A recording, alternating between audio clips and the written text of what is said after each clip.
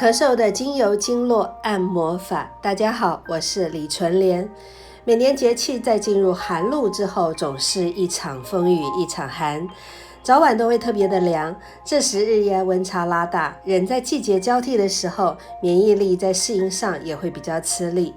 所以感冒病毒也就开始蠢蠢欲动了。进入秋冬也是每年流感的高峰期，所以最近询问到有关于感冒、喉咙痛、咳嗽的人也就特别的多。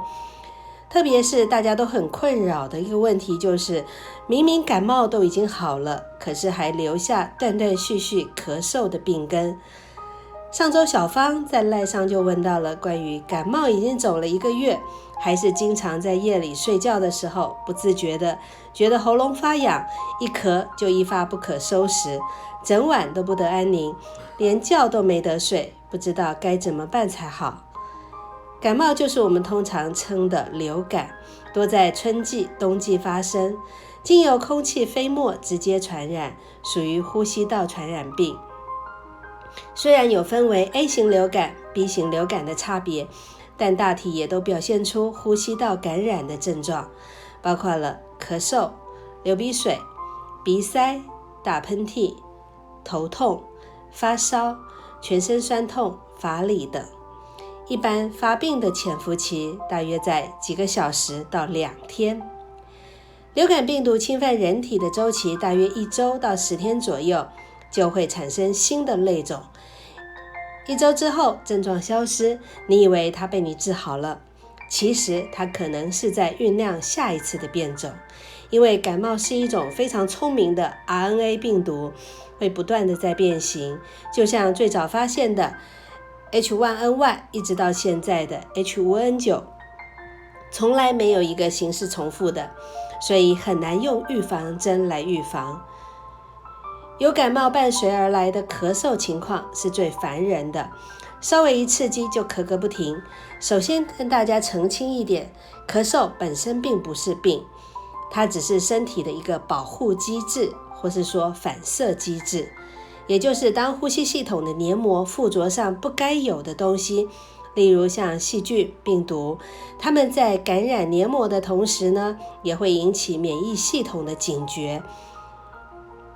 对抗机制就是开始大量的分泌黏液，那这样的黏液在我们气管里头就形成了痰，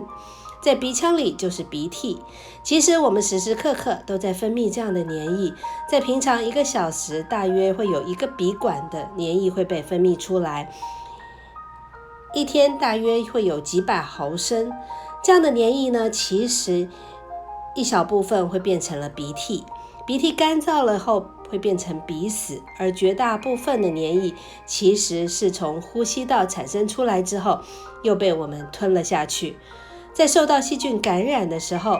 这些黏液分泌量呢就会几倍于平常的时候，多到几乎可以堵塞我们气管的程度。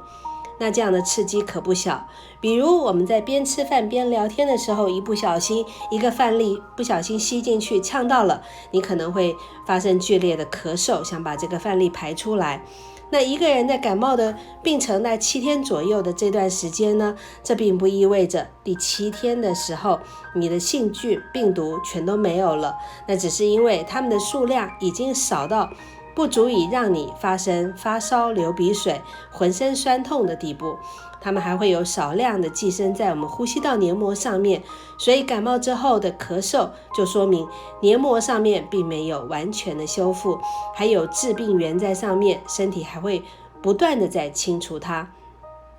这个时候黏液呢就会裹挟着细菌跟病毒送到了我们的咽喉部位，就会产生恼人的咳嗽反射。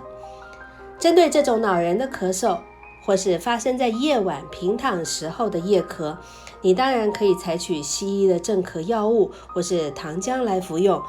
但是以下呢，我推荐您如何不再使用药物的情况之下，也能够缓解感冒跟咳嗽的症状。以下我推荐专为呼吸道感染而设计的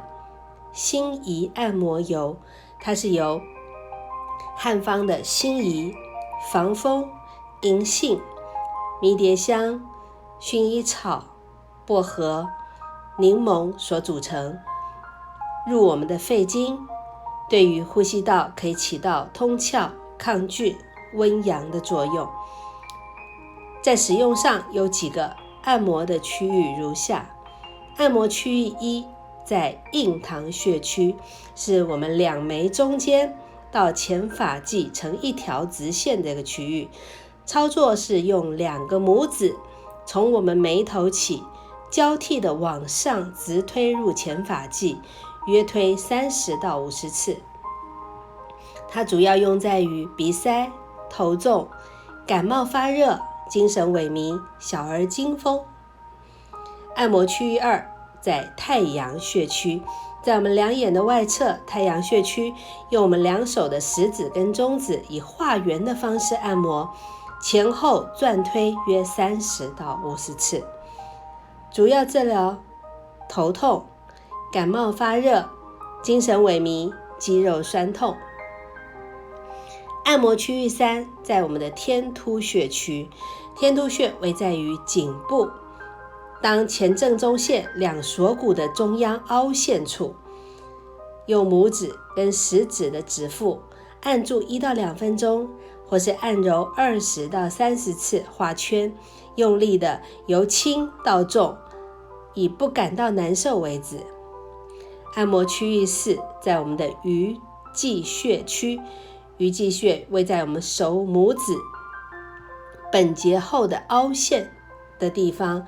大概在我们第一掌骨中间的桡侧刺白肉交际的地方，用我们的拇指的指端按揉1到2分钟，用力可以稍微的大一点。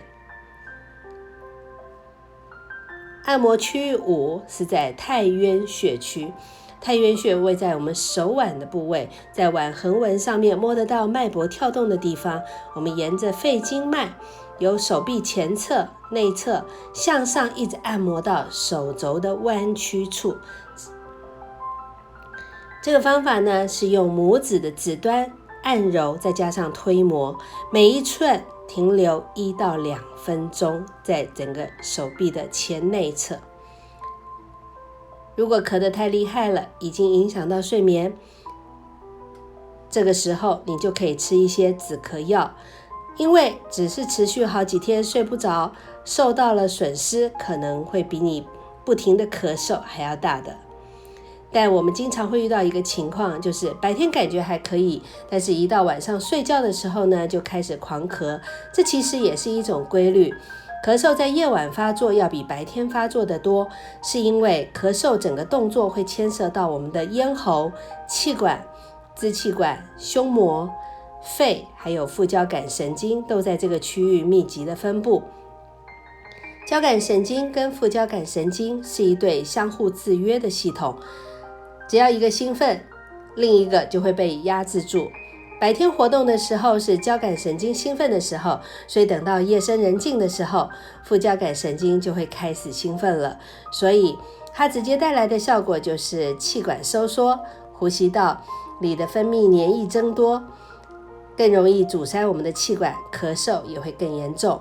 一般市售的止咳药通常是通过抑制神经来起到止咳的效果，例如像我们熟知的吗啡、可待因，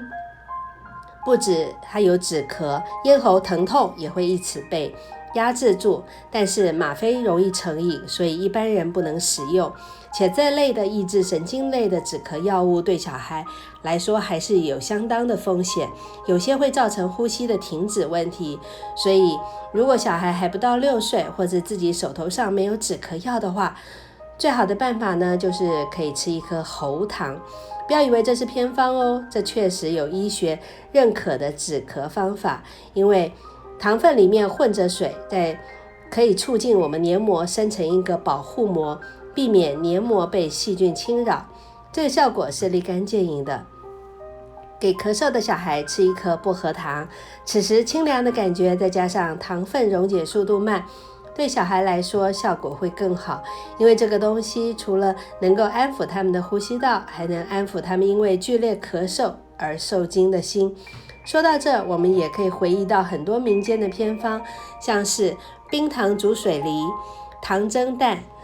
喝姜糖水、喝莲藕水，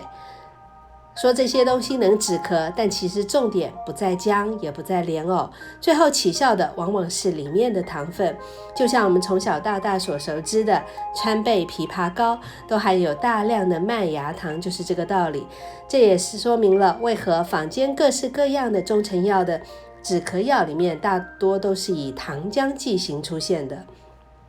如果想要多喝水，在感冒咳嗽期间，也建议您泡点蜂蜜水来喝，也可以起到润喉止咳的效果。今天的咳嗽不是病，它是身体的防御机制，以及